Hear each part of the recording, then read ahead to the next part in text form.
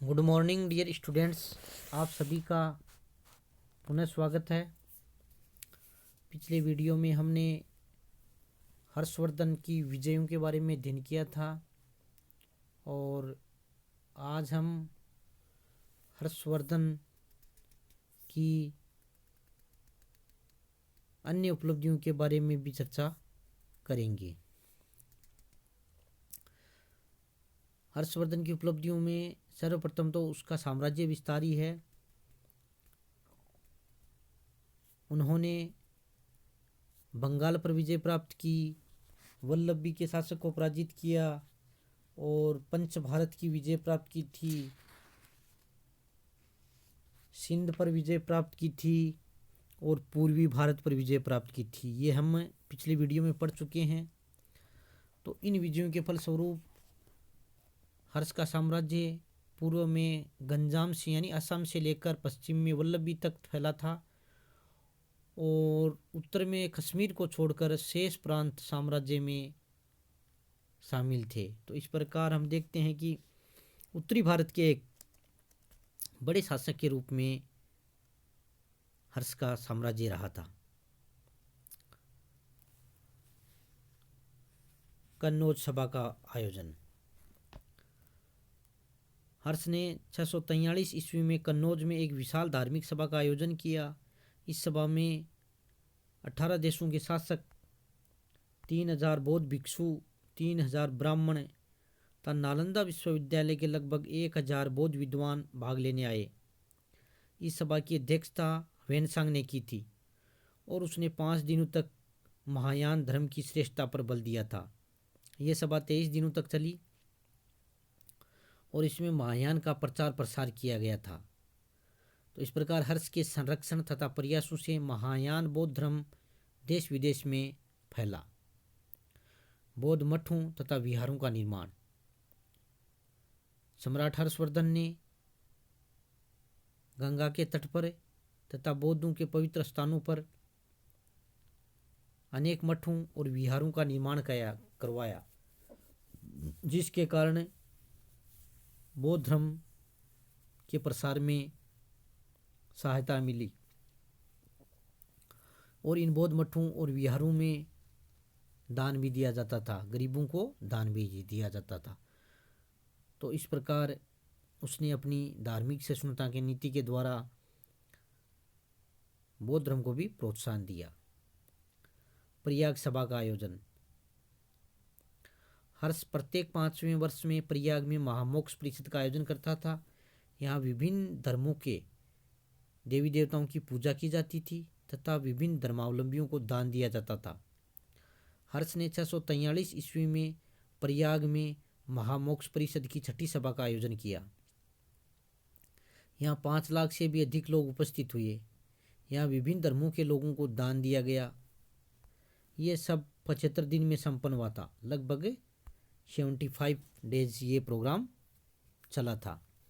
यहाँ उसने अपनी काफ़ी धन संपत्ति दीन दुखियों, अनाथों, असहायों, बौद्ध भिक्षुओं और अन्य धर्मावलंबियों आदि को दान में दी थी। तो इस प्रकार ये हर्ष की दानशीलता का एक बहुत ही बड़ा उदाहरण था और विभिन्न धर्मों के अनुयायियों को उसने इस समय दान काफ़ी मात्रा में रुपया वगैरह दान दिया था। तो ये भी उसके शासनकाल की एक महत्वपूर्ण उपलब्धि रही है। सुव्यवस्थित प्रशासन।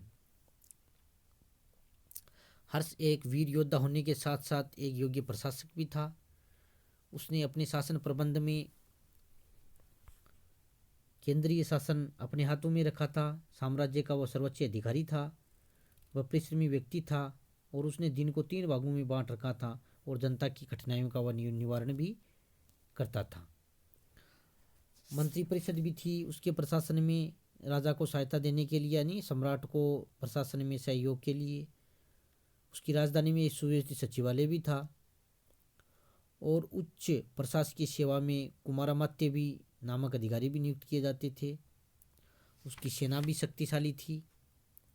तो इस प्रकार हम देखते हैं कि उसने सुसंगठित तथा सुव्यवस्थित प्रशासन का को तैयार किया और वह एक प्रजावत्सल शासक भी था। अपनी प्रजा की नैतिक तथा भौतिक उन्नति के लिए सदैव प्रयत्नशील रहता था और जनहित उसके शासन का प्रमुख उद्देश्य था। तो इस प्रकार उसने एक व्यवस्थित प्रशासन की स्थापना की थी। कला एवं साहित्य को प्रोत्साहन। वह स्वयं एक उच्च कोटि का विद्वान था विद्वानों का संरक्षक था और उसने कला एवं साहित्य को प्रोत्साहन भी दिया। उसने स्वयं ने रत्नावली, नागानंद तथा प्रियदर्शिका नामक ग्रंथों की रचना की और उसके दरबार में अनेक उच्च कोटि के विद्वान थे, जिनमें बाणभट्ट, मयूर, जयसेन, मातंग, दिवाकर, भृत्यहरि आदि प्रमुख थे। और हर्ष नालंदा विश्वविद्यालय का मुख्य संरक्षक था। उसने नालंदा विश्वविद्यालय को भी दान दिया था। तो इस प्रकार हम देखते हैं कि कला और साहित्य को भी उसने प्रोत्साहन दिया। हर्ष की उपलब्धियां व्यापकता बहुआयामी थी, जिनके कारण उसे अंतिम हिंदू सम्राट भी कहा जाता है, उत्तरी भारत का हिंदू सम्राट भी कहा जाता है। वह 7वीं शताब्दी की भारतीय राजनीति का श्रेष्ठतम नायक था, एक श्रेष्ठ योद्धा, साम्राज्य निर्माता, कुशल प्रशासक, लोक कल्याणकारी शासक और विद्यानुरागी शासक के रूप में सभी विद्वान उसकी प्रशंसा करते हैं। डॉक्टर इतिहासकार RS त्रिपाठी के अनुसार हर्ष में समुद्रगुप्त की सी वीरता तथा मौर्य सम्राट अशोक की सी धर्मपरायणता थी। इस प्रकार हर्ष अपने श्रेष्ठ कार्यों के कारण भारत में अंतिम हिंदू सम्राट के रूप में भी माना जाता है। वीर योद्धा और महान सेनापति जैसे गुण भी उस व्यक्ति में थे। उसने अपने साम्राज्य में सामाजिक एकता तथा धार्मिक सहिष्णुता की नीति को भी प्रोत्साहन दिया था। उसने कन्नौज सभा तथा प्रयाग सभा के माध्यम से सामाजिक एकता तथा सहिष्णुता को प्रोत्साहन दिया तथा दान के माध्यम से जन कल्याण किया। तो इस प्रकार हम देखते हैं कि उसकी उपलब्धियां बहुआयामी थी, चहुमुखी थी, जिसके कारण उसका शासनकाल भारत के इतिहास में महत्वपूर्ण स्थान रखता है। तो इस वीडियो को सुनते समय आपको नोटबुक और पेन साथ में रखा करो और ये जो पॉइंट हैं इनको आप नोट किया करो, ताकि परीक्षा के समय आपको दोहराने में समय नहीं लगे और आप अच्छी तरीके से क्वेश्चन को याद कर सकें। निबंधात्मक क्वेश्चन आ सकता है कि हर्षवर्धन की उपलब्धियों की विवेचना कीजिए। तो इसमें आपको साम्राज्य विस्तार के साथ साथ अन्य बातें भी आपको लिखनी हैं और जो निबंधात्मक क्वेश्चन है उन सब में निष्कर्ष का पॉइंट भी आपको लिखना है। इन्हीं शुभकामनाओं के साथ बहुत बहुत धन्यवाद।